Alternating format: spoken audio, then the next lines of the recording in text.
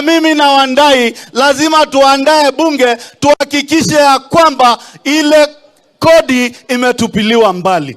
La mwisho, serikali ya Kenya kuisha makosa maono na uongozi wa Kenya. Mkiamuka ni kulaumu Uhuru Kenyatta. Hata watoto wakikosa kupatikana Kenya hii ni kwa sababu ya njaa, mmetunyima tulale na bibi zetu, mnalaumu Uhuru Kenyatta.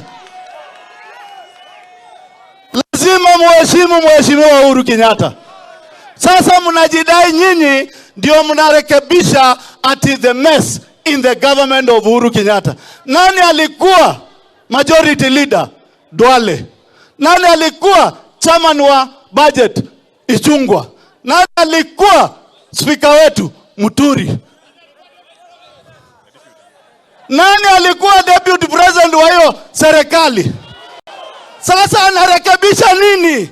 Sakayo, shuka chini, nenda nyumbani. Wakenya tujikomboe, turekebishe Kenya yetu tukiwa na mheshimiwa Raila na Kalonzo na Simba Arati. Mungu awabariki Kisii na hii ng'ombe turudi nyuma.